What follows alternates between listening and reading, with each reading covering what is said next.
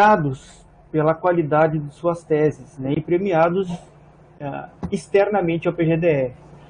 O Natan, com a tese intitulada A Mediação na Reparação dos Danos Provocados pelo Rompimento da Barragem de Fundão aos Faiscadores e Pescadores Artesanais da região de Rio Doce, Minas Gerais. Ele foi orientado pelo professor Alcione e recebeu o prêmio de melhor tese de doutorado em Sociologia Rural, prêmio José Gomes da Silva, da Sociedade Brasileira de Economia, Administração e Sociologia Rural. O prêmio dado no ano de 2020. E a Cristiane, foi autora da tese A Arca de Noé, diálogo sobre conservação entre ciência e povos indígenas. Seu orientador foi José Carlos dos Anjos, com a orientação da Irajá Antunes, e recebeu o prêmio CAPES de tese 2020 na área interdisciplinar. Aqui, uma satisfação muito grande nossa, poder trazer o Natan e a Cristiane, pela qualidade reconhecida do trabalho realizado. Eu não quero me alongar muito, porque os protagonistas, na verdade, são o Natan, a quem agradeço mais uma vez, e também a Cristiane, que eu agradeço. Então, a palavra está contigo, Natan. E em seguida nós permitimos aí uma interação, com o pessoal que está aqui conosco na tarde de hoje, e posteriormente também uma exposição, e relato de experiências da doutora Cristiane. Legal. Muito obrigado. Ótimo. Bom, então, para começar, eu gostaria de agradecer muito o convite do Xavier, da Macarena, do Leonardo, Para mim é um prazer muito grande assim poder estar de volta ao PGDR, mesmo que de forma virtual, mas é uma satisfação muito grande estar com vocês de novo aqui, viu? Obrigado mesmo. Então, quando eu fui chamado, eu pensei, para poder trazer aqui para a nossa conversa, eu tentei falar um pouco assim da minha trajetória acadêmica, e pedir uma licença assim, para falar um pouco da minha trajetória acadêmica, porque eu acredito que esse prêmio dessa tese ele é uma consequência dessa trajetória.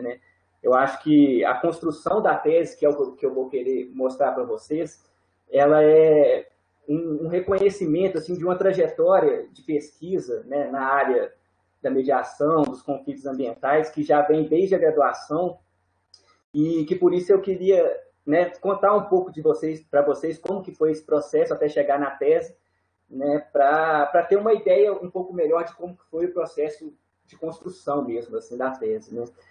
Uma coisa que eu acho que fez muita diferença, assim, para mim, pelo menos, foi a oportunidade de ter estudado em 3 universidades federais distintas. Eu me formei em Ciências Sociais, com ênfase em Antropologia, na UFMG. O meu mestrado foi em Extensão Rural, na Universidade Federal de Viçosa, e o doutorado aí no PGDR da URGS. E ao longo dessa minha trajetória, eu participei de diferentes grupos de pesquisa, todos eles envolvidos na temática dos conflitos ambientais, e que também, eu acho que me deu muita riqueza para poder pegar diferentes perspectivas de pesquisadores distintos, de universidades distintas, abordando o mesmo tema. Então, eu acredito que o prêmio da tese veio em decorrência muito dessa possibilidade que eu tive. E aí, então, eu vou tentar falar um pouco assim, de como que eu cheguei assim, nos objetivos, nas questões de pesquisa, e falar um pouco da metodologia utilizada e dos resultados que a pesquisa alcançou. Bom,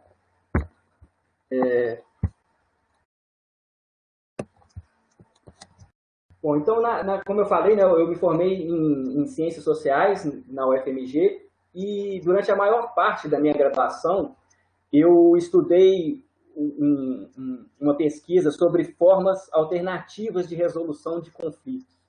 Foi uma pesquisa encabeçada pelo Cante de Lima, que era da Universidade Federal do Rio, da Fluminense, e que abordava diferentes formas de resolução de conflitos em diferentes estados, e inclusive na Argentina.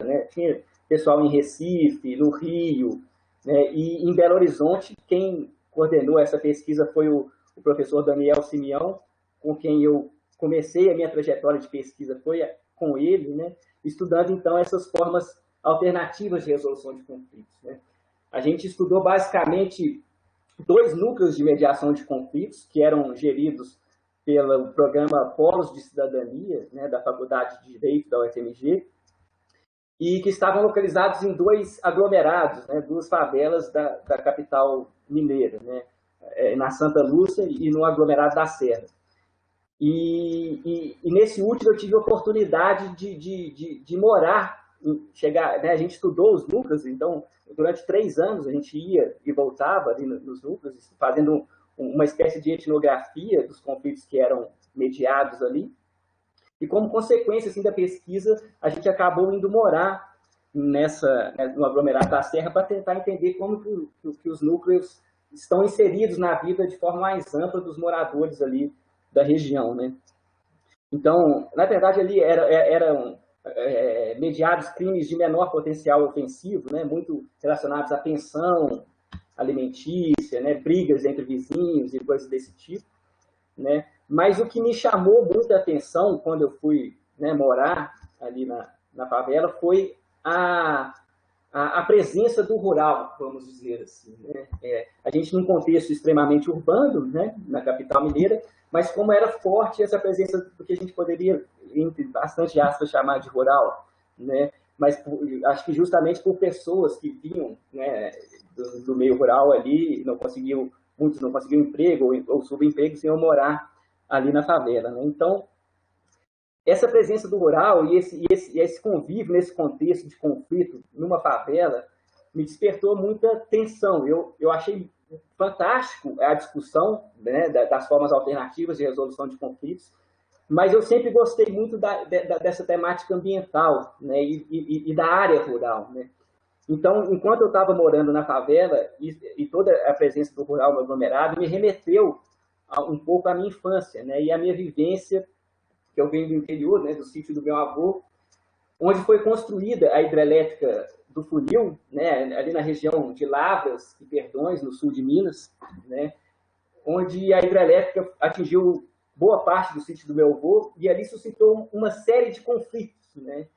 E ali nessa época eu pensei em migrar, né, para poder estudar, em vez de um contexto, né, ali na favela, tentar passar para os estudos dos conflitos ambientais, tentar pegar essas formas alternativas de resolução de conflito, mas tendo em vista agora um conflito ambiental, né? Foi aí, então, que eu procurei a Andrea Zouri, né, que é coordenadora do GESTA, né, que é o Grupo de Estudos em Temáticas Ambientais da UFMG, e a Andrea acabou aceitando a ser a minha orientadora e eu passei a participar desse grupo. Então, foi quando eu comecei a estudar toda a temática envolvendo os chamados conflitos ambientais, né? Então, participei de uma série de atividades do grupo de pesquisa, né? Inclusive, da realização do mapa dos conflitos ambientais no estado de Minas Gerais, né?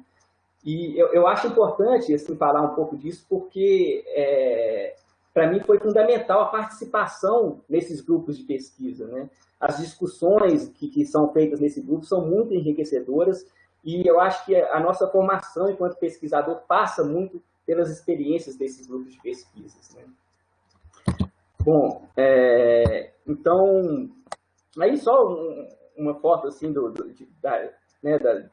da ponte do Funil, que é onde foi construída a barragem, né, na parte de cima, antes da construção da hidrelétrica, e na parte de baixo, depois da construção da hidrelétrica, né? A hidrelétrica mudou completamente as características do lugar, e o que eu procurei né, estudar durante a graduação foi justamente essa diferença, né? As mudanças nos modos de vida, principalmente dos pescadores que foram atingidos pela construção da hidrelétrica, né? Então, esse é o sítio do meu avô. A hidrelétrica chegou basicamente ali na beira do curral, né?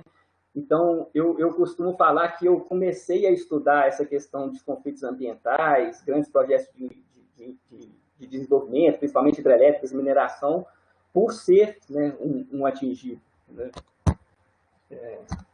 Então é isso, né? Eu estudei um pouco da mudança, né, dos pescadores artesanais que deixaram de ser pescadores e passaram a ser produtores de peixe, né, a partir da construção aí da produção de tilápias em tanque-rios. Né? Então a graduação foi um pouco nessa área, né? Foi o início do estudo sobre os conflitos ambientais. Desculpa, acho que saiu. No mestrado, então, eu fiz o mestrado na extensão rural, aqui no Departamento de Economia Rural da Universidade Federal de Viçosa, e na dissertação eu estudei uma outra comunidade atingida por essa mesma hidrelétrica, né, que foi relocada, era uma comunidade que vivia na beira do Rio Grande, né, um lugar de muito difícil acesso, né, e que foi completamente alagada e se transformou em um bairro urbano da cidade de Jaci, uma cidade ali próxima. Então, no mestrado, eu também tentei dar continuidade nesses estudos dos conflitos ambientais, junto a comunidades atingidas, por barragem, a partir do estudo dessa comunidade, que era formada basicamente por meieiros, diaristas e principalmente por banhadores de café. Eu também estudei um pouco na mudança dos meios de vida dessa população, nessa mudança provocada pela construção da hidrelétrica. Né? E aí, nesse período, eu também participei do projeto do PACAB, né, que é o projeto de assessoria a comunidades atingidas por barragens, né, que foi liderado durante muitos anos pelo Franklin Hortman, e que fazia assessoria a comunidades atingidas, principalmente aqui na região da Zona da Mata Mineira. Né? Então, para mim, também foi muito interessante ter esse novo contato com esse novo projeto, grupo de pesquisa de uma outra universidade. Né? Ali, mais do que essa questão de construção teórica, né, eu acho que o que na UFV eu pude pegar muito foi que tem uma relação muito próxima, né, guardadas as medidas, né, proporções assim, mas da academia com as comunidades atingidas. Né? Então, eu pude visitar diversas comunidades né, aqui na Zona da Mata Mineira, e em função dessa minha atuação do PACAB, depois que eu terminei o mestrado, eu fui convidado, inclusive pelo movimento dos atingidos por barragem e das comissões dos atingidos de Imboca e Granada, a coordenar o projeto de diagnóstico participativo das comunidades atingidas por duas pequenas centrais hidrelétricas ali na Zona da Mata, Raul Soares e Abricampo. Né? E foi uma experiência para mim também muito rica, porque, de certa forma, ele meio que era um protótipo, guardado aí as devidas proporções, do processo que foi construído depois, no processo de reparação com o rompimento da barragem de Fundão, que foi bem mais à frente. Né? E aí, bom, eu entro no doutorado no PGDR, né, com um projeto para continuar estudando um pouco a partir desse diagnóstico que foi feito nas comunidades de Raul Soares e Abricampo, aqui na Zona da Mata. E aí, né, quem me chamou para ser orientador foi o Jalcione Almeida, né, que me apresentou, então, ao Temas, né, ao grupo de pesquisa Tecnologia, Meio Ambiente e Sociedade, né, que a Lorena, eu acho que já até falou sobre esse grupo aqui também nessa disciplina, né, e que, né, aborda basicamente essa temática também dos conflitos ambientais e da relação da ciência e tecnologia, né, e assim, para mim foi muito rico, né, mas eu queria, acho que seria importante comentar um pouco disso também, porque eu, depois de ter estudado muito tempo essa questão de conflitos ambientais, temáticas que são muito, vamos dizer assim, a gente acaba envolvendo com processos muito violentos, né, e muito tristes, na verdade, assim, né, e isso acaba desgastando muito. Né? Então, quando eu fui fazer o doutorado no PGDR, eu queria discutir justamente desenvolvimento rural, mas estava tentando essa ideia de estudo dos conflitos ambientais. Eu queria estudar uma coisa mais leve, vamos dizer assim. Né?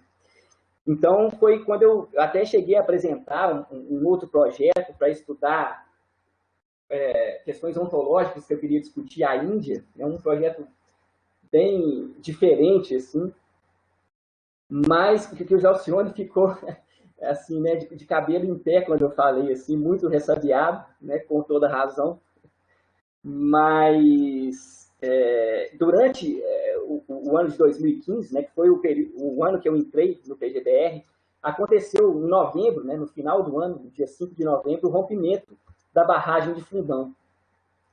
E aí veio aquela questão, né, o Jacione, né, vendo a minha trajetória de estudo dos conflitos ambientais, né, ele viu uma oportunidade muito grande de eu estudar, né, o rompimento da barragem de Fundão em Minas Gerais. Eu sou de Minas, né, até aqui perto de Viçosa, Mariana, né, onde rompeu a barragem de Fundão. Então, nessa época eu fiquei assim muito dividido e basicamente eu travei, vamos dizer assim, né? Não conseguia desenvolver, muita dúvida de ter que voltar a estudar temáticas de uma forma tão violenta, né? Eu lembro que eu estava, inclusive, numa aula da Lorena, quando deu a notícia do rompimento da barragem de Fundão, né? Então, justamente estudando desastres e conflitos ambientais, né? Então, eu fiquei muito ressabiado em ter que fazer essa nem ter que fazer não, né? Com essa dúvida no que fazer, que eu acho que é algo tão comum né, no processo de construção da tese, né? E aí eu queria também agradecer, para mim foi muito importante assim, a atuação do Jalcione, que sugeriu que eu tirasse uma licença médica, né? A Macarena também foi super bacana, todo o pessoal da secretaria, a Dani foi super atenciosa comigo, né? Me explicando todos os mecanismos que eu precisava recorrer para poder conseguir uma licença, né? E passei pela junta médica da universidade, fiz todo o procedimento e acabei conseguindo um processo de licença médica durante 3 meses, assim, que foi para mim essencial, assim, para que eu conseguisse terminar a conclusão da tese, né, de doutorado, né? Então, eu acho que aí também fala da importância, assim, também do financiamento, né? A CAPES continuou financiando a minha pesquisa, né, nesse período que eu tive de licença médica, né? Tive o apoio da universidade. Então, eu acho que nesse período que a gente está sofrendo um ataque tão grande, né, às universidades públicas, né, e à pesquisa, né, no Brasil, eu acho importante mencionar esse tipo de coisa, porque é justamente esse suporte, né, que possibilita a gente escrever uma tese né, e ser até reconhecido por causa dela, né. Mas só um parênteses assim, para falar, e aqui agora eu entro então na construção da tese de doutorado que eu escrevi aqui no PGBR da UFRGS, né. Bom, o Leonardo já leu, né, o título da tese, né, ficou como a mediação na reparação de danos provocados pelo rompimento da barragem de Fundão aos faiscadores e pescadores artesanais da região de Rio Doce, em Minas Gerais.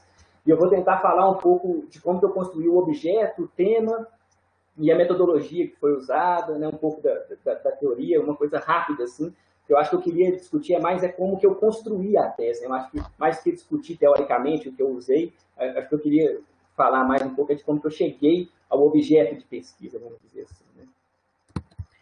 Então, a primeira vez que eu participei, que eu fui a campo, né, foi uma espécie de pré-campo, vamos dizer assim, foi a partir da participação na caravana territorial da Bacia do Rio Doce, né, que foi uma iniciativa de diversas organizações, principalmente da sociedade civil, né, movimentos sociais como o MAB, o MAN, né, sindicatos, vários grupos de pesquisa, né, que eles percorreram. Esse aí é um mapa da lama, né, da trajetória da lama, onde ela foi percorreu, né, ali de Mariana, em Minas Gerais, até a Regência, né, no Espírito Santo, chegando até o mar. Então, a caravana ela dividiu algumas rotas, 4 rotas, né, de pessoas que foram visitar os locais atingidos para fazer o que eles chamaram de levantamento das denúncias, né, de violações de direitos que estavam ocorrendo, e também levantar os anúncios, vamos dizer assim, que eram as formas de resistência que poderiam ser percebidas ao longo do território, resistência ao modelo de mineração que provocou o rompimento da barragem, né? Muito focado, então, nas experiências de agroecologia e outras desse tipo, né?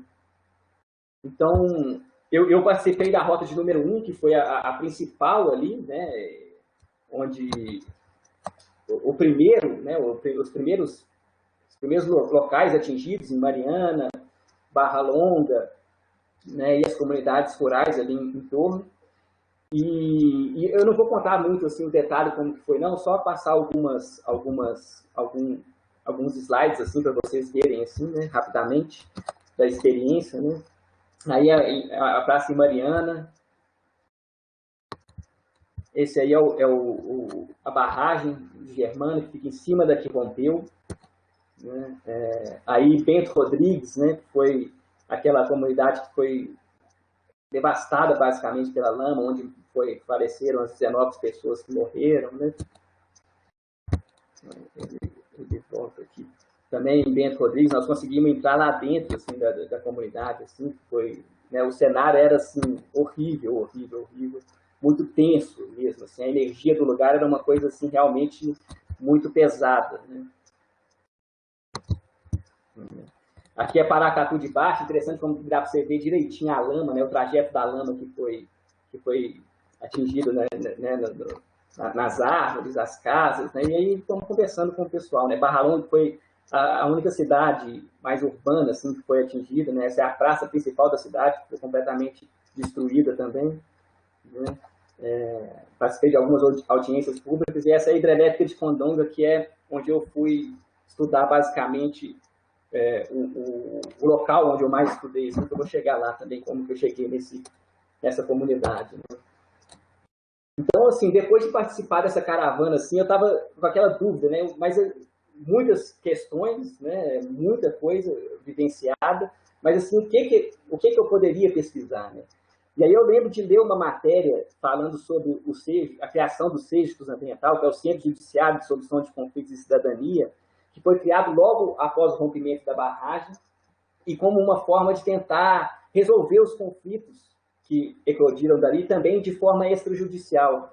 Então foi aí que eu pensei em articular a pesquisa que eu tinha feito no aglomerado da Serra, né, lá na UFMG, na área de antropologia do direito, de formas alternativas de resolução de conflitos, mas, né, vinculando agora sim no conflito ambiental, né, foi como eu vi a oportunidade de tentar fazer essa transição que eu estava tentando desde a graduação, vamos dizer assim, né?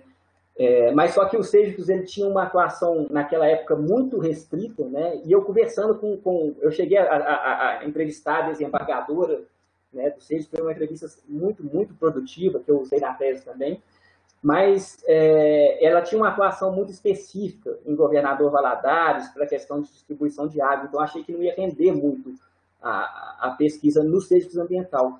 Mas um debate que ficava muito nítido a partir dos vários eventos que eu participei, falando sobre o desastre do rompimento, que foi sobre uma dúvida, né, sobre quando que é melhor buscar o consenso e aceitar a mediação e o acordo, né, através dessas formas extrajudiciais de administração de conflitos, e quando é melhor reforçar o conflito e lutar na justiça pela via judicial tradicional, vamos dizer assim. Então, basicamente, sobre esses mecanismos consensuais de administração de conflitos, eles estão muito polarizados e muito divididos, né, entre as pessoas que, né, valorizam muito esse tipo de extrajudicial, de administração de conflitos, e, por outro lado, aqueles que são extremamente críticos a essa perspectiva. Né? Eu não vou me demorar muito, não, porque senão acho que eu vou passar muito do tempo da Cris, não quero atrapalhar. Mas, assim, a justificativa é que o Poder Judiciário ele é muito lento, congestionado, né, ineficiente e caracteriza uma violência estrutural. Né? Essas formas alternativas elas são consideradas como um processo de modernização da justiça, que veio aí desde processos vinculados ao Banco Mundial e incentivados pela ONU, né, e que provocariam uma mudança cultural, né, que passaria da cultura adversarial, de sentença, autoritária, de litígio, né, para uma cultura de cooperação, pacificação, uma cultura mais democrática, né, que propiciaria a autonomia e levaria à paz. Né. Agora, por outro lado, as críticas que eram feitas a esses mecanismos consensuais de administração de conflitos, e que é a perspectiva que eu vinha desde a graduação, principalmente uma perspectiva muito discutida no GESTA, no grupo que eu participei da graduação, que eles falavam que esses mecanismos consensuais, eles ampliam a assimetria de poder entre as partes envolvidas, né? Eles dão margem para manipulação e coerção e provocam resultados injustos, provocam a flexibilização dos direitos através, né, da imposição de uma harmonia coercitiva, né, e provocariam, então, portanto, um processo de despolitização do debate e anulação da diferença. Então, eu fui a campo um pouco com essas questões teóricas, vamos dizer, na cabeça, né, para tentar ver como que isso era vivenciado no campo de pesquisa. Né? E aí, então, o que eu pude perceber, né, é que basicamente, levando em conta aí os aspectos jurídicos envolvendo o desastre, né, é que todas as ações civis que foram impostas, elas acabaram sendo extintas, né, a partir da formulação de acordos, principalmente da construção de termos de ajustamento de conduta, né, onde a reparação dos danos ela seria implementada através de diferentes processos de mediação entre as mineradoras, as diversas instituições envolvidas, né, tanto do governo como da sociedade civil, e os atingidos. Né. E o interessante de falar é que nesse universo da mediação, né, vários atores atuam como intermediários, né, tentando articular os diferentes pontos de vista, né, e as particulares visões de mundo presentes no processo. Mas ao atuarem, né, esses intermediários eles não apenas interligavam esses mundos distintos, né, que entram em contato e conflito, mas eles também ajudam na própria construção desses mundos, né? Ou seja, né, são os atores chaves na construção do novo social que surge a partir do processo de mediação para reparação. Então, foi a partir disso que eu escolhi o tema de estudar justamente esse processo de mediação. Né? Mas aí ficava a pergunta, né, como que eu ia estudar esse processo e onde? Né? E aí que a importância também da trajetória de pesquisa. Né? Depois que eu saí da caravana, né, depois de ter voltado da licença médica e começado a estudar esse tipo de formas alternativas de resolução de conflito, eu encontrei, por acaso, um colega que faz parte do movimento dos atingidos por barragem, que trabalhou comigo no diagnóstico participativo que eu ordenei como coordenador de campo, na época do mestrado na UFV, em Raul Soares.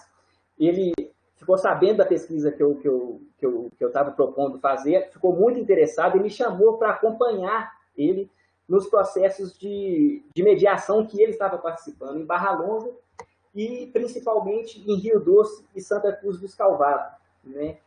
Que foi quando eu fui a primeira vez que eu cheguei em Rio Doce e Santa Cruz do Escalvado foi em 2014, né? Que foi porque essa é uma região que foi atingida antes de ser atingida pelo rompimento da barragem de Fundão em 2015. Ela foi atingida pela construção da hidrelétrica de Candonga. Né? Então, eles são os atingidos que são atingidos duas vezes pela Vale, né? Que também era responsável pelo processo lá em Candonga. Né? Então, vários dos projetos que foram propostos como compensação na época da construção da hidrelétrica não tinham sido efetivados ainda. Né? E aí, com o rompimento da barragem que pegou o lago, né? A hidrelétrica de Candonga segurou boa parte da lama que rompeu, né? Então eles foram atingidos duplamente, né? E essa perspectiva me chamou muito a atenção, né?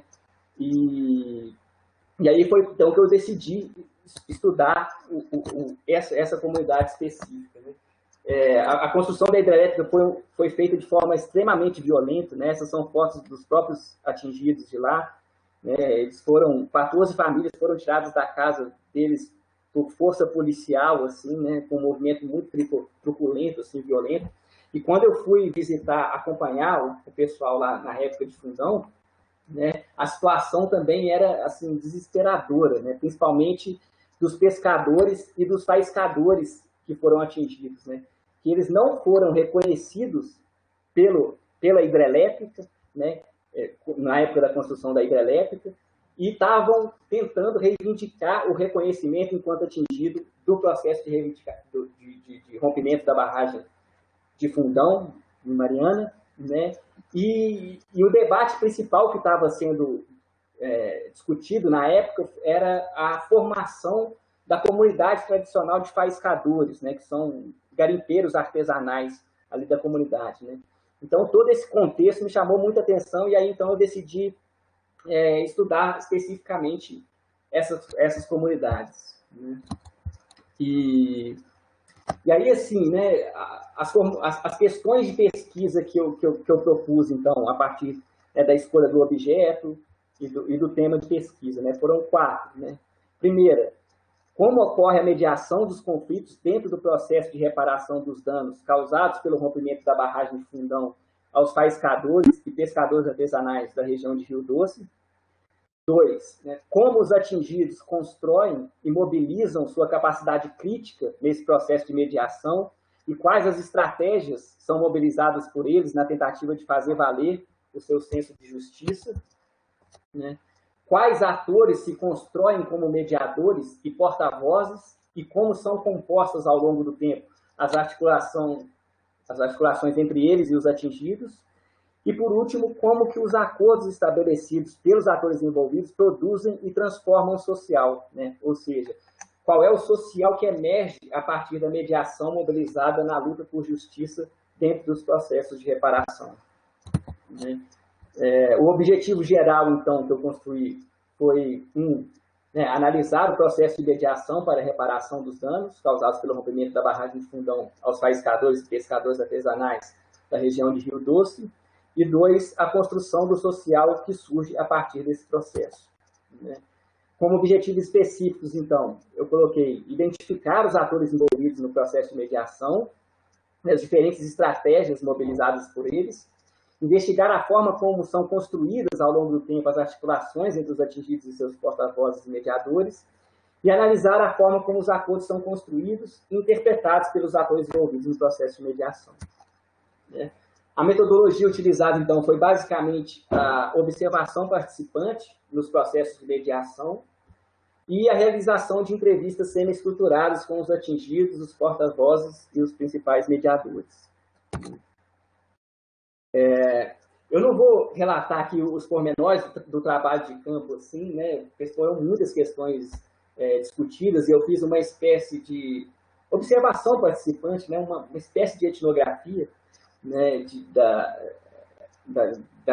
dos processos de mediação. Então, eu comecei acompanhando o movimento dos atingidos por barragem, né, e aí falar de forma ampla, assim, né, os principais mediadores que atuaram, então, foi, né, o MAB, o Movimento dos Atingidos por Barragem, a assessoria técnica que foi contratada pela Prefeitura de Rio Doce, as comissões de atingidos, né, que atuaram como os porta-vozes, os Ministérios Público Estadual e Federal, a assessoria técnica contratada a partir do TAC Governança, né, que foi o último acordo estabelecido, e a Fundação Renova, que foi a principal entidade privada construída a partir do primeiro acordão assinado entre órgãos do Estado e as mineradoras, né? E todos esses, assim, tinham como pano de fundo o trabalho de campo, né, a estruturação da comunidade tradicional dos faiscadores e pescadores artesanais da região de Rio Doce, né, Minas Gerais. Então, aí foram as principais, né, porta-vozes, vamos dizer assim, das comunidades e que me receberam nas suas casas, assim, né, foi os principais interlocutores, assim, da pesquisa, né, que é a dona Deja e a Terezinha, né, pescadora e faiscadores da região, a quais eu sou muito grato, assim, se não fosse por eles, assim, por elas, né, principalmente, né, a pesquisa de campo, né, não seria possível, né? Então, é importante falar de como que a tese, né, ela é escrita a partir de muitas mãos, né, e os atingidos nesse processo foi, assim, fundamental, assim, o carinho com que me receberam, tudo mais, assim. Então, eu realmente dedico mesmo, né, a tese e o prêmio a eles, né?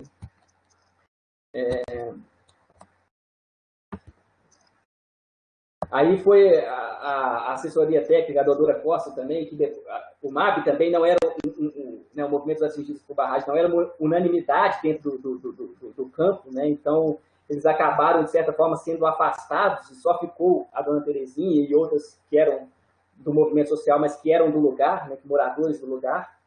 E aí eu passei a acompanhar, então, a doutora Costa, que foi contratada pela prefeitura de Rio Doce para fazer assessoria e que é da comunidade de Rio Doce, né? Ela faz parte da comunidade tradicional e foi também importantíssima nesse processo assim, de estruturação da comunidade, né? Eu vou tentar passar rápido aqui, senão não vou demorar muito tempo, né? O Aderval é um antropólogo que trabalha no GEST da UFMG também, que foi contratado para poder fazer o laudo antropológico das comunidades tradicionais, né? Aí a audiência pública, está aí o Luiz e o Helder, né, que são os principais membros do Ministério Público Estadual e Federal a atuar no processo, né? Muita gente, né, aí a audiência pública que, né, foi na eleição da nova assessoria técnica que seria contratada a partir do TAC Governança, né, que foi o último acordo construído, né. Então, assim, né, algumas conquistas que eu pude observar a partir da adoção da mediação, né. Primeiro, foi a conquista, né, da identidade enquanto atingidos, né, porque inicialmente a Renova e as mineradoras não queriam reconhecer os pescadores e os pescadores lá como atingidos pelo rompimento da barragem, né, e depois como uma comunidade pertencente, né, como famílias pertencentes a uma comunidade tradicional. Né? Essa ideia de comunidade tradicional surgiu justamente a partir do processo de mediação. Né? Antes disso, eles não tinham nem muita ideia do que era uma comunidade tradicional, existia muita dúvida assim, em como lidar com ela. Né? Então, depois do trabalho dessas assessorias técnicas, foram reconhecidos aí 219 pescadores e pescadores artesanais em Rio Doce, e outros quase 200 também em Santa Cruz do Escalvado. Eles receberam o auxílio financeiro emergencial mensal e um valor retroativo, né? Isso foi só em 2017, final de 2017 que eles foram reconhecidos. Então, eles receberam um retroativo referente a 2015, que foi o ano do cumprimento da barragem de Fundão. Então, eles acabaram recebendo um dinheiro até significativo para eles, naquele momento, né? Conquistaram uma igualdade de condição inicial entre os pescadores e pescadores, que depois foi desmembrado também. E, ao longo do processo, a Fundação Renova, né, que é extremamente vinculada às mineradoras, ela foi perdendo um pouco de protagonismo e poder, né, principalmente a partir da estruturação da comunidade tradicional e da questão do auto-reconhecimento da comunidade e tudo mais. Né? Então, o poder foi um pouco deslocado, né, naquele momento, é importante frisar. Eu não vou falar sobre o quadro teórico, né? Eu só queria falar assim, mais uma vez da importância da participação dos grupos de pesquisa. Né? Um dos principais temas teóricos assim, que eu usei na tese foi a ideia de cosmojustiça, que foi uma proposta produzida pela Ana Meira, né? que é uma outra egressa do PGDR, que também teve a sua tese premiada, né? Onde ela estudou os pescadores de artesanais, né, do Espírito Santo, né, e ela propõe, a partir da tese também da Lorena, né, sobre a hidrelétrica de Belo Monte, né, ela propõe a ideia de cosmojustiça que eu me aproprio, né, e utilizo também na tese, que eu acho que também foi um ganho assim, significativo, assim, importante, e, mais uma vez, como que a importância da construção coletiva da tese, né, e a participação no temas, né, com o Gelcione, com a Lorena, e as diversas apresentações que eu fiz da tese nesse grupo de pesquisa foi fundamental para estruturar a tese. Né? Então, de forma geral, assim, os resultados da pesquisa que eu achei, então, foi né, que a crítica construída pelos atingidos, ela não perdeu seu poder causal de interferência na realidade com o processo de mediação, né, ao contrário, né, no contexto específico que foi estudado, a mediação promoveu uma qualificação do debate político dentro dos processos de reparação, né, principalmente a partir do processo de estruturação da comunidade tradicional do território, né, e o resultado, então, portanto, da mediação é a própria produção dos seres, né, é todo um novo social que emerge no território a partir do processo da mediação. Né, e eu finalizo a tese, então, sugerindo a utilização da ideia de cosmojustiça e de ontologia política, né, como forma de evitar o esvaziamento do sentido político das lutas ambientais e promover acordos que possam ser considerados justos e justificáveis. Né? A ideia da cosmojustiça é justamente que essa dimensão ontológica, dentro de conflito ambiental e de desastre, para que se possa chegar a um acordo que possa ser considerado justo e justificável, né, a dimensão ontológica presente no conflito deve ser levada em consideração.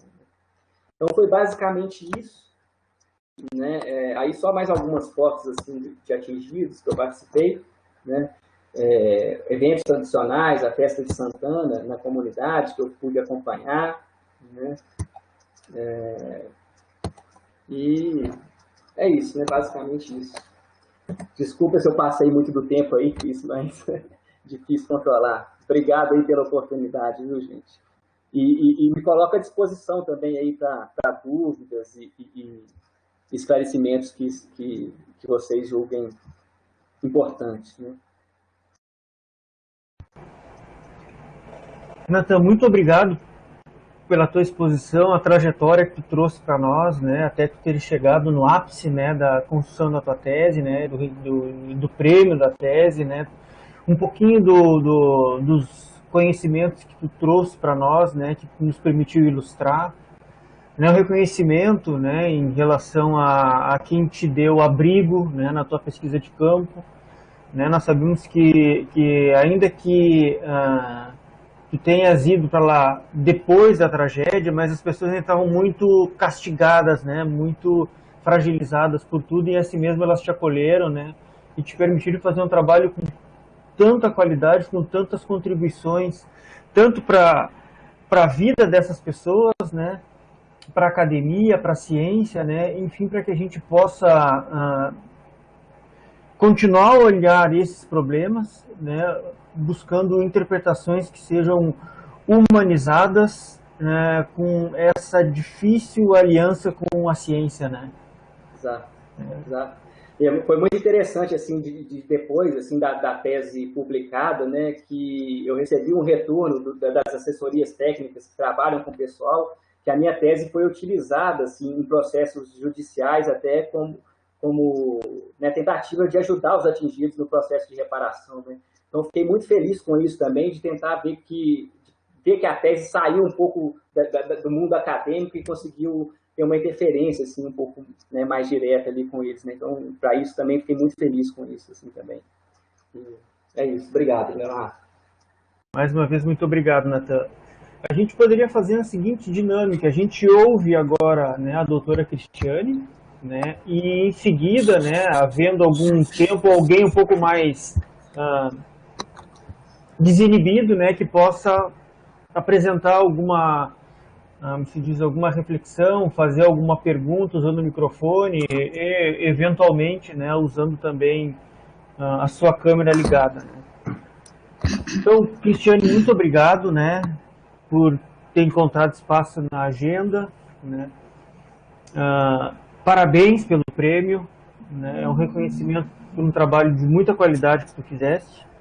Né, que bom que o doutor Irajá, lá da Embrapa, que foi teu coordenador, está aqui conosco agora à tarde. Então, agradecer por ele estar aqui conosco também para te assistir e, mais uma vez, prestigiar esse trabalho merecidamente premiado.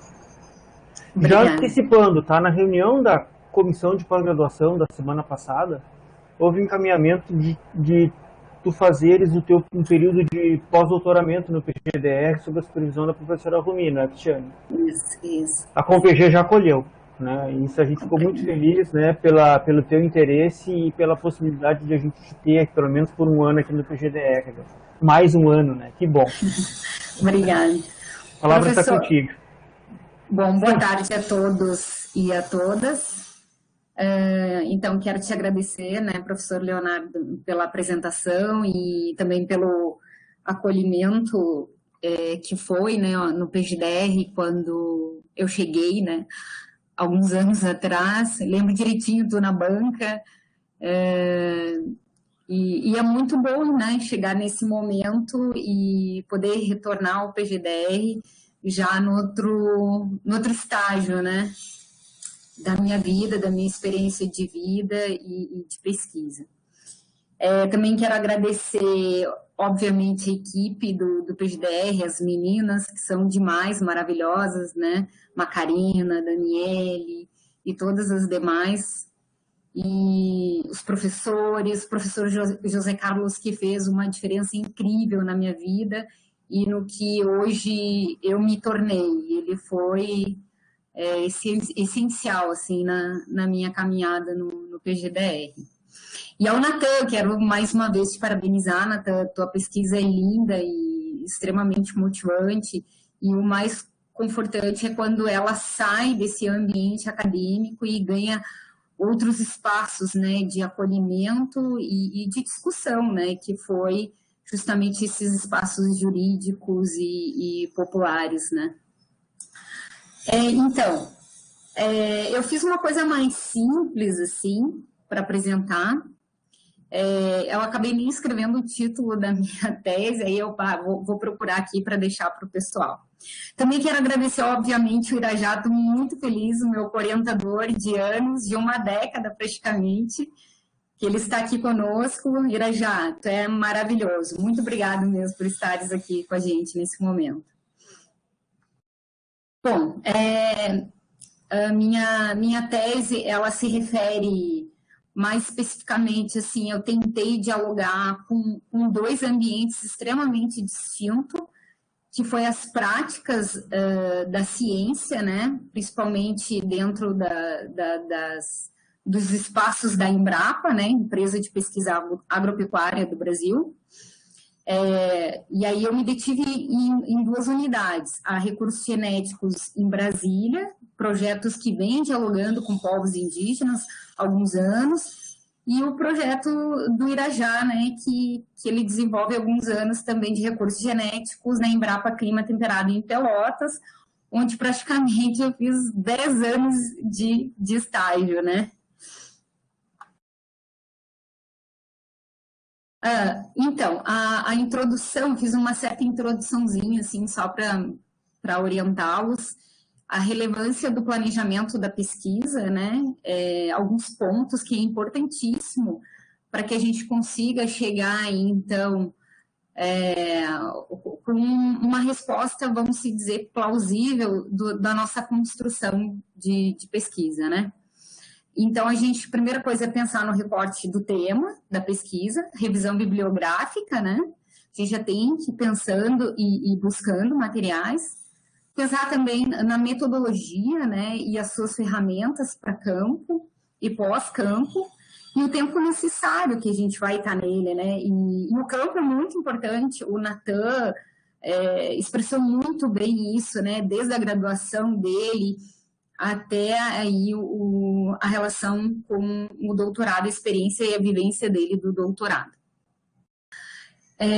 A organização e análise dos dados empíricos, desde a primeira vez que a gente vai em campo, é importantíssimo a gente voltar né, e olhar para eles e pensar nessa organização para justamente na hora da escrita ela ser um pouco mais leve, né? Porque a escrita é uma tarefa bem pesada e difícil, né? E da tese ou da dissertação, né? Porque estamos falando aqui dos dois, enfim, do mestrado e doutorado. Bom, aí eu fiz um sumáriozinho, mais ou menos, né, dos slides. Aí eu vou falar um pouco do contexto também da minha trajetória acadêmica e a relação com o campo de pesquisa, a metodologia e as ferramentas que eu utilizei, né? Abordagem conceituais, algumas contribuições dos estudos decoloniais e herança teórica Foucaultiana. Eu quero ressaltar que essa herança teórica é muito do José Carlos, do meu orientador, também do grupo de estudo. É muito importante a gente participar dos grupos de estudos, né, do PGDR, de outros cursos. Isso, com certeza, contribui muito com o nosso andar, né, com a nossa caminhada e em resposta, justamente, uma escrita novamente mais fácil, né, diria, mais rica até. A problematização, então, dessas perspectivas decoloniais de autores da América Latina, né, que a gente trabalha, e no contexto da pesquisa, a análise dos resultados, brevemente, tá? uma breve recapitulação da temática, que, na verdade, eu deixo uns questionamentos para vocês, para a gente ficar pensando justamente no nosso trabalho final e o que vocês pensam nessa chegada ao PGDR, né? Onde vocês pensam em chegar, como vocês pensam em chegar, e os encaminhamentos finais, que, na verdade, são os questionamentos que a gente deixa aberto aí para vocês fazerem. Então, o contexto da minha trajetória e a relação com o campo de pesquisa, ela dá um início ainda quando eu fazia geografia na Universidade Federal de Pelotas. Eu sou bacharel em geografia. Daí eu tive a oportunidade de fazer estágio na Embrapa Clima Temperado, né? E desde ali a minha relação até hoje permanece com o pessoal, principalmente com o Irajá e o grupo técnico de pesquisa dele dentro da instituição, né? Então, ali eu era encarregada mais ou menos assim de fazer um mapeamento e identificação das sementes crioulas, né, do mapeamento dos guardiões e das suas sementes, né, quantas espécies, quais espécies que eles conservavam. E eu tive a oportunidade ali de trabalhar com os indígenas. Daí, então, eu fui conhecê-los na primeira vez na terra indígena do Guarita, que fica no noroeste do estado. Lá eu permaneci 30 dias, justamente com o apoio da Embrapa, o financiamento da Embrapa, né? Fazendo esse levantamento que veio a ser também a minha monografia. Aí, a partir daí, eu tinha vários questionamentos em campo e eu via que a geografia não dava conta desses questionamentos, dessa minha inquietação. Eu pensei, não, eu preciso fazer mestrado e eu vou fazer mestrado em antropologia. Então, eu fui para o mestrado em antropologia, também na Universidade Federal de Pelotas. E aí eu comecei a me dedicar, aí eu voltei, né, e comecei a trabalhar com o pessoal da BR-116, os Guarani da BR-116, que foram deslocados com a duplicação da BR, eles acabaram sendo deslocados para comunidades. Eles compraram pequenas terras de 100 hectares, 90 hectares, para as aldeias, e ali as aldeias têm se reconstruído, né? E nisso, o papel da Embrapa era o quê? Era também identificar algum tipo de erosão genética, né? E qual era a necessidade dessas famílias Guarani, desses, então, guardiões, que a Embrapa denomina, né, da agrobiodiversidade, como um processo dessa interlocução entre a ciência nativa e a ciência ocidental, né? E aí entra uma pessoa-chave no momento, que é um Guarani da articulação, né? Ele é extremamente organizado, sempre esteve frente a essas lutas dos indígenas, né? E seus direitos. E a partir dele é que se deu essa aliança, né, junto com as outras lideranças das outras comunidades. Aí eu botei 8 anos de vivências, mas, de certa forma, hoje já fecha 10 anos, quase 10 anos aí eu ando nessa ponte, nesse labirinto, que é andar junto à ciência ocidental, fazer essa relação com a Embrapa, e aí voltar a campo e ter essa vivência com os povos indígenas, né? Aí, a partir também do mestrado em antropologia, então, o que eu pensei? Bom, eu preciso retomar para a geografia, né? Por uma questão de concurso, não era nem uma questão, bom, agora eu quero voltar para a geografia porque eu sinto falta da geografia. Não, eu não sentia falta. E aí eu cheguei a falar com o professor Roberto Verdun, que também eu acho que muitos de vocês conhecem, que é da pós de geografia aqui da universidade, né?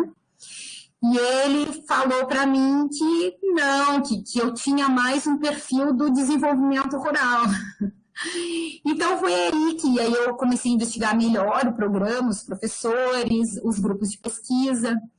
E realmente ele tinha razão, eu me identifiquei muito com as pesquisas desenvolvidas e a amplitude das relações, né, dessa construção interdisciplinar do PGDR. E aí, para mim, foi sensacional, assim, foi espetacular. Eu também, assim como o Natan, eu entrei com outra proposta de pesquisa, que era trabalhar com etnobotânica das mulheres, né, Guarani, trabalhar mais uma perspectiva também ontológica e prática dessas relações com as plantas agrícolas e também medicinais.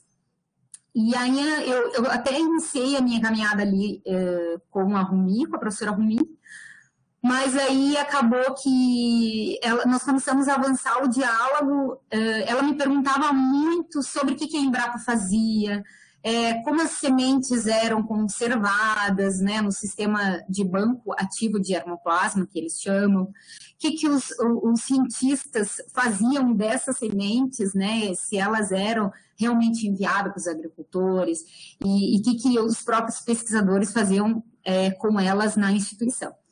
E aí, a partir daí, então, a gente viu que estava gritando esse tema, né? Então, eu pensei assim, não, vamos fazer um movimento ao contrário. Ao invés da gente ficar novamente nos povos nativos, trazendo a perspectiva deles, adentrando aquele mundo que a gente sabe que é extremamente delicado, como o Natan falou, né? Existem milhões de conflitos que eles vivem diariamente. Então, às vezes, é muito difícil a gente viver nesse mundo e também tentar trazer de uma forma e traduzir, porque a gente faz uma tradução, de certa forma, né, nas nossas construções da escrita, dessas vivências desses povos, né? E aí, a ciência ainda, de certa forma, ela é um campo muito elitizado, são poucas pessoas que adentram esse mundo de pesquisar os próprios cientistas, né, ainda, né, eu chamo pouco porque o que mais a gente tem são outros tipos de estudos, né. Então, a partir disso, por isso, né, a delimitação do campo, então, foi feita com motivação da professora Rumi. E aí, a partir da Rumi, eu comecei a ter aula com o professor José Carlos, onde ele debatia muito essa questão decolonial, né? Essa perspectiva de autores decoloniais que trabalham o biopoder, né? As relações de biopoder entre as pessoas, a tradução disso que seria na América Latina dentro de diversos conflitos, principalmente, aí eu pego mais a minha área, que foi a área da agrobiodiversidade e da conservação das sementes, né? É justamente a privatização dessa biodiversidade, vamos dizer assim. E aí, então, eu fui transferida para o José Carlos e ele acabou vamos dizer assim, me alinhando, né? Porque a gente acaba ficando meio solto, né? Querendo fazer um mundo dentro de uma tese. E ele conseguiu me puxar e dizer assim, não, o teu norte está aqui. E aí, a partir disso, então, como eu havia falado no início, a minha relação com a Embrapa Clima Temperado, que eu já fazia estágio desde a graduação, né? E aí o desafio de estranhar um campo que eu praticamente cresci ali, vendo os cientistas pesquisadores trabalharem, e eu, de certa forma, já me adaptando àquele modelo ali, né? E aquelas regras, os protocolos da instituição. E a Embrapa Recursos Genéticos, ela veio porque justamente ela é responsável, ela é a segunda, ela já pode me corrigir, segunda ou terceira maior banco de germoplasma da América Latina, né? E eu acho que é a segunda, né, Irajá? Pode me corrigir aí. E aí mais a relação, a experiência deles com os povos indígenas Craô, né? Que eles abrem esse banco de germoplasma para os Craô ali em 97, acho que foi, acessar esse germoplasma que eles haviam perdido. E que na década de 70, 80, eu acho que foi mais ou menos esse tempo, que houve coletas no território brasileiro, e aí, entre esses territórios, a coleta de germoplasma foi feita em território indígena Craô, né? Então, daí a importância desse diálogo e mais as parcerias, porque essas unidades descentralizadas da Embrapa, elas trabalham conjuntamente com ações de pesquisas, né, e nas suas dadas regiões, e fazem esse diálogo. Por isso também a importância de eu pesquisá-los, né, trazer eles como uma descoberta, de compreender como é que se deu essas relações. E eu não fiz um paralelo, eu não tracei uma comparação, mas eu busquei trazer um paralelo, né, entre essas instituições, né, como é que cada uma trabalha, quais são as contribuições e desafios que eles tinham. E eu queria, obviamente, trazer outros povos indígenas. Eu dividi a minha tese em duas partes, de certa forma. A primeira, principalmente nesse aspecto de saber fazer científico, né? E o poder, né? O poder saber desse universo da ciência, da Embrapa, nessa dominação desses bancos, né? E desse germoplasma. E eu queria, por outro lado, em resposta, trazer a diplomacia e essas parcerias que os indígenas têm buscado com a instituição. Obviamente que eu não dei conta, realmente é bem complicado, é bem difícil, e eu vou dizer, né, minha tese é um labirinto, porque eu trago essa perspectiva do Ingold de ler o campo como um labirinto, né? A gente passa por ele, ele parece ser único, mas ele não tem nada de único, ele é diverso. A gente pode passar 10 vezes pelo mesmo caminho e 10 vezes a gente vai encontrar algo bem distinto. E são espaços extremamente complexos e diferentes, né? Aí eu acabei trazendo só os Guarani, né? Algumas aldeias que tinham feito esse acesso ali na Embrapa Clima Temperado de germoplasma, né? Bom, aqui eu trago uma imagem foi muito interessante. O campo é muito interessante, porque não é um momento, hoje eu saio, me arrumo, né, em casa e saio para fazer tal pergunta para o pesquisador ou vou analisar tal coisa. Não, o campo, além, claro que tu tem que ter uma estratégia de pesquisa, de olhar, o olhar atento, que é essa observação participante que o Natan também veio chamar, né, que faz parte, então, do método etnográfico. E aí a importância, assim, ó, essas sementes, eu fui para o Congresso de Agroecologia, que também fez parte dessa etnografia, dessa relação que a Embrapa estava envolvida, que essas sementes, ela estava com uns indígenas que estavam ficando na casa da pesquisadora em Brasília, que eu também fui pousar lá, né? Então, eu acho muito interessante que o campo, ela vem também dessas relações menos esperadas, ou de acontecimentos que tu nem planeja, mas que fazem parte dessa riqueza, dessa observação participante que está dentro, que é inserido num método etnográfico. Então, como eu disse, essas são variedades de povos indígenas de lá, estava com os Graô, e foi em Brasília, né?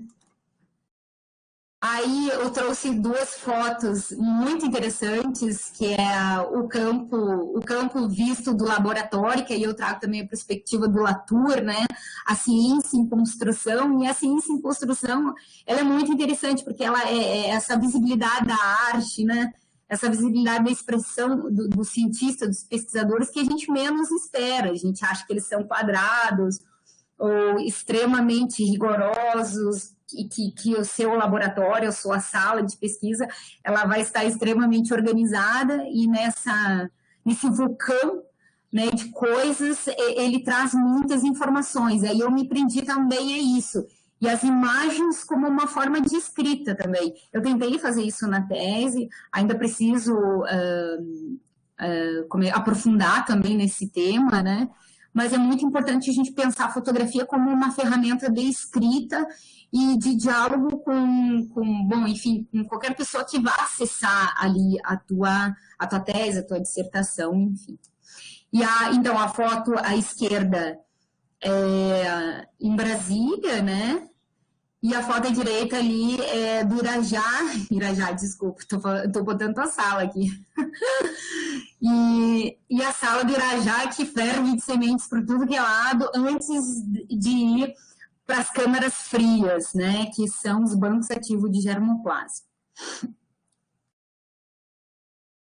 Aqui no Irajá, analisando algumas sementes de milho que os Guarani acabaram mandando para ele, para justamente ele armazenar, guardar, conservar nos bancos ativos, para que se um dia acontecer algum problema, se eles vir a perder alguma coisa, eles acessam o Irajá. Então, assim, a ciência ela nos mostra essa relação muito íntima entre entre as famílias Guarani, nesse caso, e o pesquisador que acabou sendo alguém de confiança deles, né, de família. Eles elegeram Irajá como, então, ser um pesquisador, um profissional de confiança para ficar tutor das suas sementes na instituição. E aí eu trago também o Leonel, né, que ele é um grande amigo e ele era técnico de campo do Irajá, há pouco tempo eles se separaram aí, mas acho muito importante porque o Leonel, tudo que semente que levava, o Irajá levava para ele plantava, tinha todo o cuidado, a curiosidade. Então, o que foi muito interessante descobrir nesse campo da ciência, que também são essas relações do pesquisador com os seus apoiadores, vamos dizer assim, né? De quando elas também precisam ser multiplicadas em campo e ir para a câmara fria, né? Aqui também eu trago, eu adentro um banco ativo eu adentrei vários, né? Um deles, obviamente, que é do Irajá, que é o banco ativo de germoplasma de variedades de feijão e algumas espécies, né, Irajá? E o banco ali, esse que está aqui é de cucurbitáceas, que é bom, agora o pesquisador parece que está em Brasília, mas foi bem interessante. Um pouquinho que o telefone está tocando. E aí o lado da placa, essa em azul, é em Brasília, que é o prédio esse do Banco Genético, dos maiores aqui da América Latina de conservação. A gente não pode adentrar, existem todos os protocolos de acesso, porque essas sementes são conservadas, em média, 30 anos, né? Então, tem todo um regramento de acesso, de conhecer a estrutura interna, e aí, infelizmente, no momento, eu não consegui. Vou passar mais rápido, gente, porque eu acho que é muita coisa também. Bom, como eu falei, eu apliquei o método etnográfico nesse labirinto diverso de relações, e eu trabalhei com espaços de mediações, porque daí eu fui fazer etnografia também das experiências do cientista no Congresso de Agroecologia, que eles abriram um espaço só para recursos genéticos, e essa interação com povos tradicionais e agricultores familiares na tenda, no Congresso, foi bem interessante. E daí também a ideia da construção etnográfica como uma caminhada, né, da ciência ocidental, como havia falado no início, e a ciência nativa. Também não trabalhei com uma questão de comparação, mas sim uma questão onde que estava o ponto de relação, o ponto de conflitos, pontos de desafios. E se existe essa hierarquia de poder, o poder saber, será que esse poder saber ele está sob controle de cientistas, né, dentro das suas instituições? E aí eu fui ter resultados que não, que isso, aí eu até falo, né, que é o poder dos guerreiros, que vem os indígenas com toda a sua diplomacia, né, suas regras, fazer essa construção e desconstruir nos seus próprios territórios essa relação do poder saber, porque daí eles fazem dos seus territórios a verdadeira suas casas e acabam redomesticando aquelas sementes que eles acessam nos bancos, né? Bom, e aí eu também, obviamente, eu trabalhei com duas teorias um pouco, de certa forma, são autores que acabam às vezes se conflituando dentro da antropologia, mas eu peguei aspectos muito importantes do Latour, que era justamente fazer uma etnografia do laboratório, como fazer atentamente uma etnografia de laboratório, e entender como fazer um processo de análise também dessa construção, e também, por outro lado, mais ampla, esse poder atento, assim, do que seria essa caminhada nesse labirinto, que é essas relações entre a ciência, né, e a ciência nativa.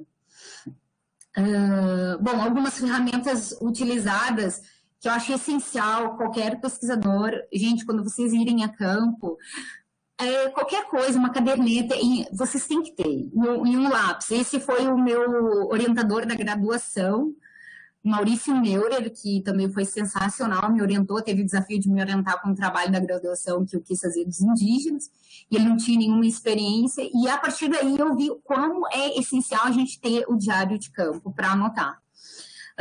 A máquina fotográfica, né, na medida que vocês têm essa liberdade de fotografar, né, dada para as pessoas-chave do teu campo, eu acho sensacional a gente utilizar como uma ferramenta aí de trabalho, né? O gravador de voz, ele ajuda muito, porque às vezes são elementos... No meu caso, eu trabalhei também com a questão de que as sementes, como as sementes eram trabalhadas dentro da Embrapa, qual foi o primeiro foco dela, que era justamente o melhoramento genético.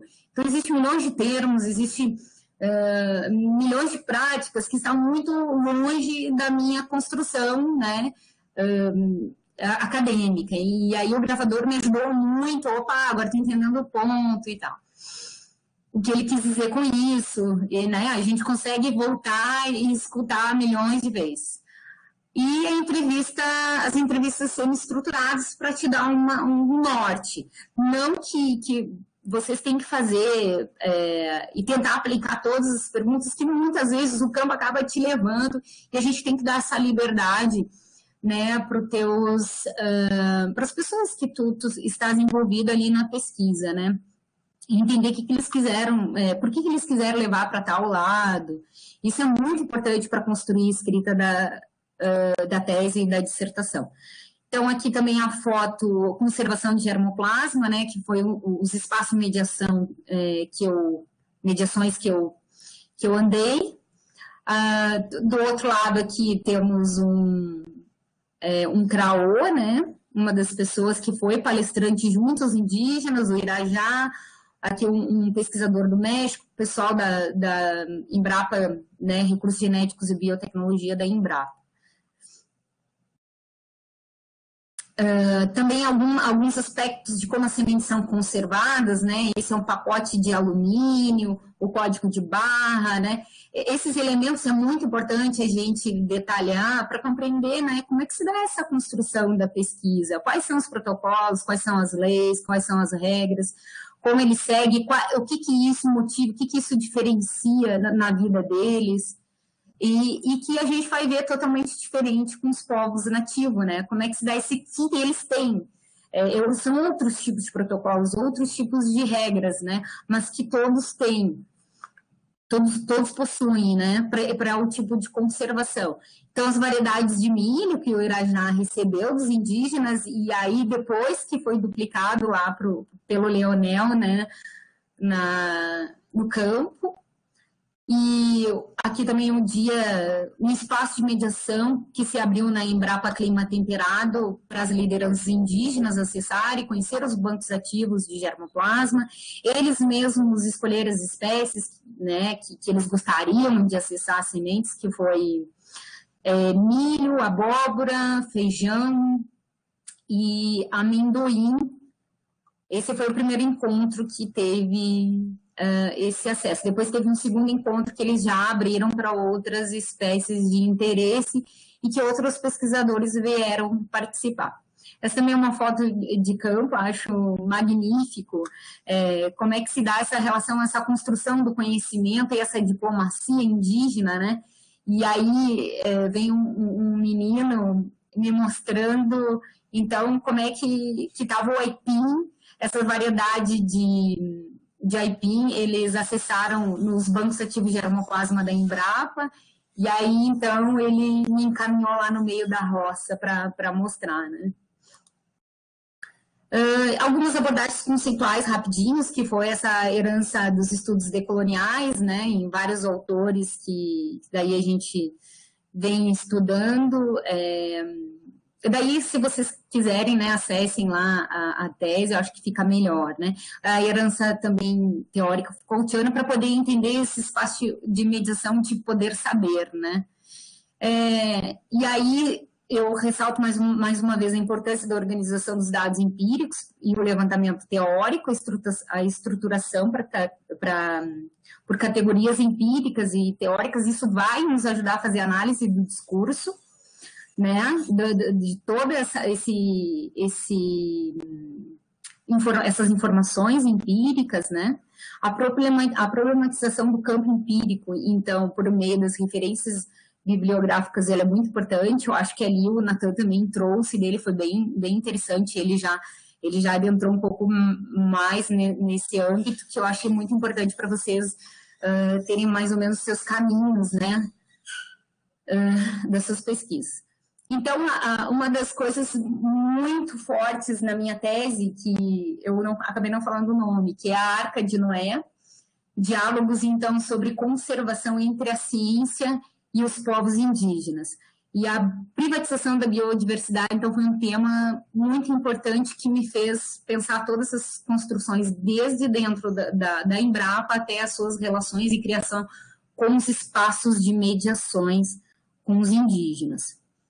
Aí tem algumas abordagens conceituais, né, que são as regras e mecanismos legais, que me fizeram fazer essa estrutura e análise do discurso, que os pesquisadores falavam muito, efeito dos tratados internacionais no saber fazer dos cientistas na Embrapa, né, a importância dos espaços de mediações, encontro entre cientistas e povos indígenas, a democratização da ciência. Então foi um termo que eu pego emprestado do Boaventura de Souza Santos, que ele vai justamente trazer esse efeito dos pesquisadores, dos cientistas, dos diversos profissionais, dos nossos professores, né, pesquisadores, desse anseio por uma democratização e um diálogo com comunidades indígenas tradicionais, enfim, com a sociedade, né, em geral. E o poder saber e as estratégias da filosofia política nativa, né? E o que mais eu percebi foi uma filosofia nativa sobre essa interação e a busca por suas sementes ou outras sementes em bancos ativos, o que motivava eles, e muitas vezes essa motivação ela parte da relação social pelos profissionais, nem que se dá a partir dessa confiança. A procura pelos espaços de liberdade, tanto indígenas como pesquisadores, eles buscavam espaços de liberdade para dar esse acesso a sementes que muitas vezes as regras e os protocolos não dão conta desse acesso, né? Tem o Irajá para falar sobre isso, né, quando quiser. E a organização territorial ecológica nativa, né, que eles vão dar uma transformação a esse acesso nos seus territórios. Algumas fotos também deles na Embrapa, o Maurício, então, um grande articulador dessa relação da Embrapa com os Guarani aqui no Rio Grande do Sul, os Guarani no segundo encontro também aqui lá na Embrapa em Pelotas. A problematização, então, dos estudos, aí eu fiz a experiência etnográfica, né, e aí trazer alguns conceitos-chave, que aí foi propriamente dito os espaços de mediações que foram criados, o biopoder, né, como uma relação de privatização dessas sementes, né, e a forma de como é que se dá essa ecogovernamentalidade, que é uma construção teórica vindo dos decoloniais, né, criticando como é que se dá, então, esses bancos, como é que se criam, né, essa privatização, então, da agrobiodiversidade. O conjunto das práticas, né, e o grande motivador também foi o conjunto dessas práticas, tanto dos cientistas como dos indígenas, para poder entender quais eram os mecanismos de defesa, de certa forma,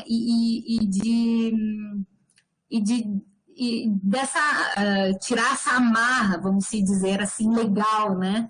Bom, então, de certa forma, existe uma criação de outros espaços para que se dê, então, essa relação, essa democratização da ciência, né? Então, a análise dos resultados, a partir da organização do campo, me facilitou muito a fazer essa análise, né? do meu material empírico e teórico, porque na medida do possível e do tempo, eu voltava para casa e seguia pesquisando material teórico e organizava meu material empírico do diário de campo. Diagnóstico, então, objetivo e racional, né, que a gente chama, e a gente acaba trazendo uma estrutura para facilitar a análise, né, uma análise, então, crítica, uma análise reflexiva crítica. E a minha proposta final, então, dessa etnografia e dessa tese foi justamente trazer novas teorias, trazer a partir dessa construção etnográfica uma teoria, né, uma nova teoria dessas relações sociais entre ciência e povos indígenas. Então, aí eu pergunto para vocês, assim, né, acho que é muito importante a gente pensar, refletir sobre isso, qual é a relevância do tema para a sociedade, qual o nosso papel como pesquisadores no contexto da pesquisa, né, eu acho que isso vale para mim, para o Natan, vocês pensarem na prática do Natan, como é possível construir, então, uma tese, dissertação interdisciplinar, porque a gente tem que pensar que a gente está dialogando com várias áreas do conhecimento, que a gente escolheu um programa, né, que faz essa relação e essa construção do diálogo interdisciplinar, né. E aí eu digo para vocês que, de certa forma, na medida do possível, construir estratégias de diálogo, né, e publicar sobre os dados da pesquisa em eventos e revistas. Isso também é bem importante para o teu caminho, assim, acadêmico, né, e eu acho que como pesquisador mesmo refletir sobre as suas construções, suas vivências, enfim, acho que é isso. Então, por último, eu deixo... Ixi, eu acho que são um pouquinho. Algumas imagens de campo, né? Foram sensacionais, assim, é muito interessante viver isso. A diversidade incrível que existe entre nós, né? Entre esses povos, é apaixonante. As sementes e tudo mais, essas plantas. E tudo que eu vi na Embrapa, que até então eu não tinha percebido, né? Ficar afetada por aquilo que eu já vivenciava há alguns anos foi muito importante, assim, me afetar por um campo que é extremamente lindo e que nos faz pensar na importância do diálogo da ciência ocidental com as outras ciências. Algumas bibliografias que eu utilizei, e foto também do campo de feira, eu participei de feiras indígenas, né? É muito importante a relação deles sociais, a organização que se dá, né? A partir dessa outra agricultura, outra forma de fazer agricultura, de ser guardião, né? E uma foto daqui do Rio Grande do Sul, de uma senhora guarani em campo, justamente colhendo o feijão que o Irajá havia levado, que ele desenvolveu no melhoramento genético na Embrapa, e levou para eles, e eles plantaram, assim, um feijão, uma variedade preta, que eles amaram, assim. Então, eu agradeço a todos e a todas, né, fico à disposição pela oportunidade, né? Pena que não é presencial para conhecê-los, né? Mas eu digo que vocês não desistam, as coisas estão melhorando. Acredito que em breve a gente possa fazer os encontros maravilhosos do PGDR, né? Que também fez uma diferença imensa na minha caminhada, de querer ficar em Porto Alegre, de querer estar, e agradeço todos os amigos, né? As pessoas que fizeram diferença também nesse mundo que eu venho caminhando, nesse labirinto, né? E os povos indígenas, que são espetaculares, todos os conflitos, todas as tensões que eles vivem diariamente, e hoje em dia pior, né? Eles abrem as portas para nos ensinar, né? Cada prática, cada conhecimento milenar, é incrível, assim, incrível viver no meio de cientistas que realmente acreditam nessa democratização da ciência. Obrigada e fico à disposição.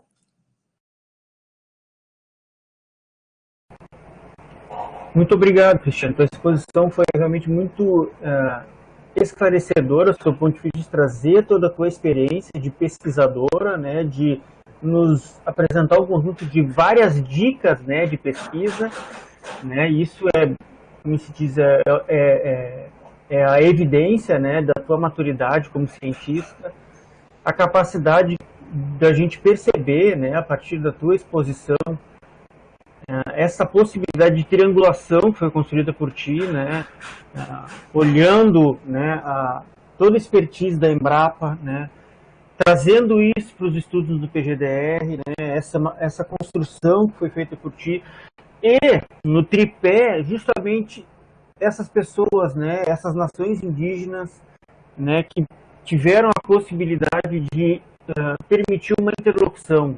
Então, em outras palavras, eu quero dizer assim, olha, parabéns pela tua habilidade em conseguir fazer essa triangulação, né? Porque mesmo que tu já tivesse uma experiência anterior, né? Eu acho que desde a tua graduação em geografia tu já começou a trabalhar com comunidades e nações indígenas, né?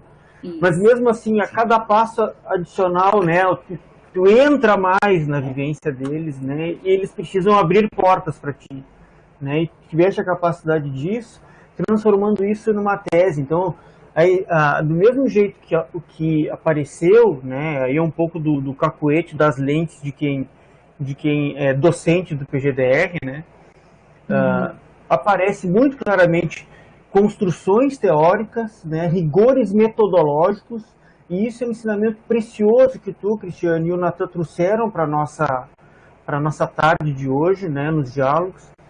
E as consequências virtuosas que esse rigor que vocês tiveram na pesquisa científica de vocês tem em termos de qualidade nos resultados, nas respostas. Não só no âmbito científico, mas também a gente poder perceber isso, e aí vocês têm essa característica antropológica na pesquisa de vocês, de devolver isso para as pessoas que foram sofrer a intervenção de vocês nesse processo de construção do conhecimento, né? Então, realmente esse fantástico poder te ouvir, Cristiane, poder ouvir o Natan nessa viagem tão gostosa aí que vocês nos trouxeram, tá? Muito obrigado. Obrigada. Se tivermos pessoas mais desinibidas que queiram usar o microfone para fazer alguma manifestação, né, eu acho que o Cristiano e o Natan estariam dispostos, né, a conversar um pouco com vocês, além da exposição que acabaram de fazer. Professor Leonardo, eu queria saber da possibilidade de manifestar um pensamento, alguns pensamentos que eu tenho aqui comigo em relação a todo esse trabalho que compreendeu uma relação entre a Embrapa realmente, né, e a URGS nesse momento. Claro, por favor, a palavra é sua. Bem, antes de mais nada, eu quero cumprimentar a Cristiane, né, porque para o nosso trabalho isso teve um reflexo muito grande, né? Na verdade, intrinsecamente, né, a gente já vem trabalhando nessa direção, no sentido de melhorar o que hoje se tem como agricultura. Na verdade, também a gente tem como conceito de que houve um afastamento, né, da agricultura em si, da natureza, né?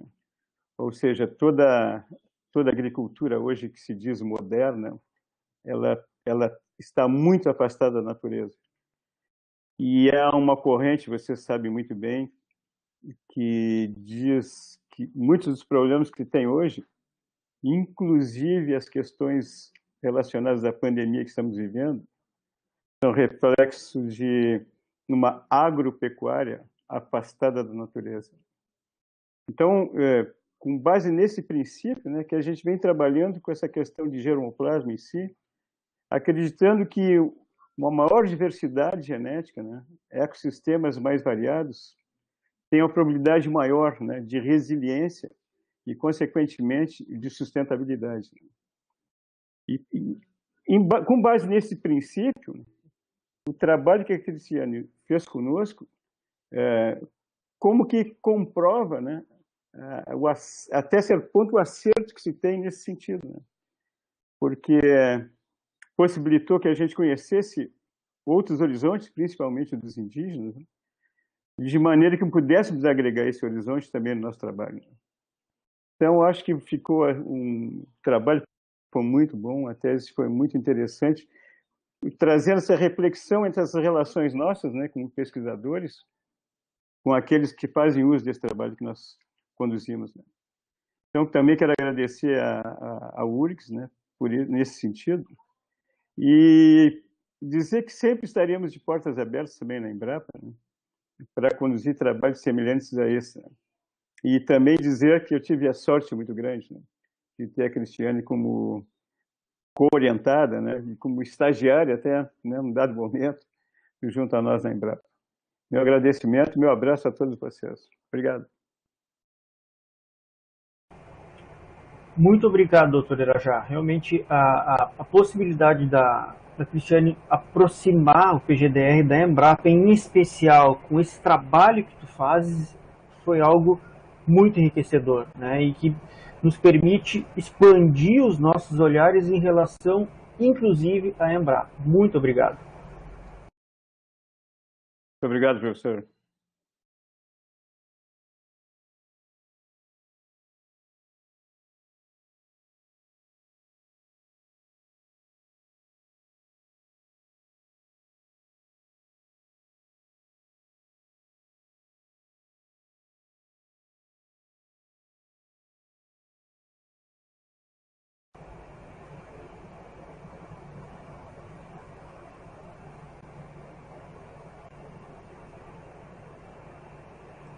Pois bem, Natan, Cristiane, né, não se assustem, né, se as pessoas acabam por não usar microfone ou não usar o vídeo, né, para fazer suas exposições, mas ao longo da tarde do bate-papo público, né, muito se escreveu, né, de maneira elogiosa em relação ao que vocês construíram, tá?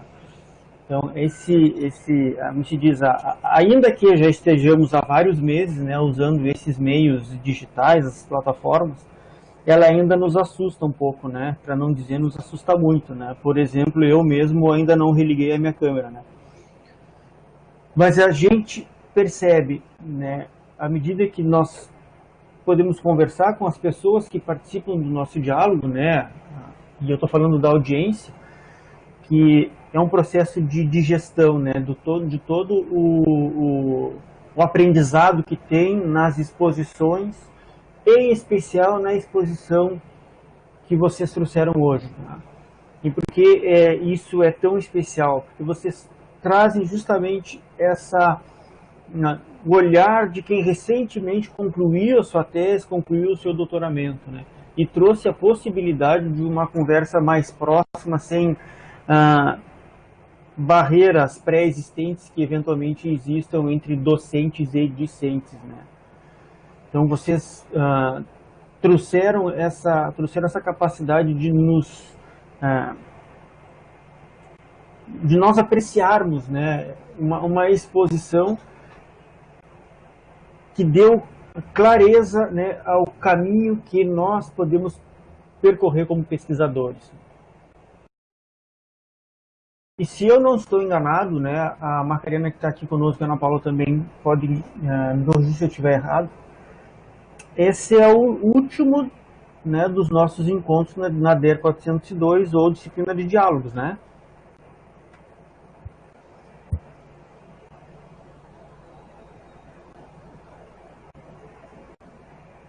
Por um lado, que pena, mas que bom que conseguimos encerrar com chave de ouro, né? Com essa exposição aí, nós tivemos ao longo de todo o semestre, né, a apresentação dos grupos de pesquisa, né? Um evento também bastante especial, né, sobre reflexões relacionadas a o que a pandemia, né, tem nos afetado nos estudos, no nosso caso aqui do pós-graduação, né, e essa exposição que o Natan e a Cristiane nos trouxeram realmente vieram a permitir um final triste porque está terminando, mas muito feliz por essa fantástica oxigenação que vocês trouxeram para nós. Então, que bom que foi possível ter o Natan, foi possível ter a Cristiane aqui na tarde de hoje para poder iluminar, né, a nossa tarde dentro dos diálogos na disciplina DER 402, né, de seminários. Então, mais uma vez, um agradecimento muito sincero que eu faço a vocês, né, e fico feliz, né, com a audiência massiva aí que vocês tiveram na tarde de hoje.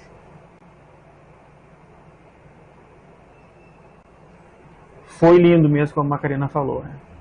Professor, então, mais uma vez, agradecer a todos e a todas.